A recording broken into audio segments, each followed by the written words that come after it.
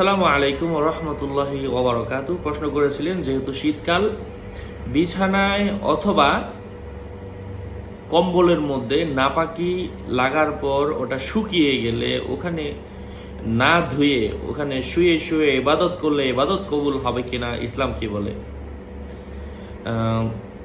আলোচনা বুঝতে সাথেই থাকবেন। যারা এখনও চ্যানেলটি সাবস্ক্রাইব করেননি, সাবস্ক্রাইব করতে ভুলবেন না। এ বিষয়ে আমরা বিভিন্ন বাণী, কোরআনের আয়াত দেখতে পাচ্ছি। ইন্নাল্লাহা ইউহিব্বুত তাওয়াবিন ওয়া ইউহিব্বুল মুতাতাহহিরিন। আল্লাহ পাক যারা তাওবা করেন তাদেরকে পছন্দ করেন, যারা পবিত্রতা অবলম্বন করেন তাদেরকে পছন্দ করেন। এটা সরাসরি কোরআনের আয়াত।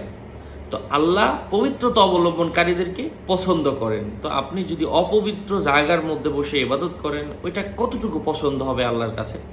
আপনি এটা নিজের বিবেককে প্রশ্ন করেন। যদিও এখানে দাঁড়িয়ে ইবাদত দোয়া করলে, নামাজ ওটার উপর জায়নামাজ বিছিয়ে নামাজ পড়লে হবে, তবে আল্লাহ পাক বেশি পছন্দ করেন না। আর আল্লাহ আপনি যাকে পছন্দ করেন না তাকে আপনি বিয়ে করবেন না। যেটা আল্লাহ পছন্দ করেন না ওটা দোয়া করলেও দেখা যায় কবুল হবে না। তো এমন থাকার দরকার কি? এজন্য ধুয়ে নেবেন। আসসালামু আলাইকুম ওয়া রাহমাতুল্লাহ।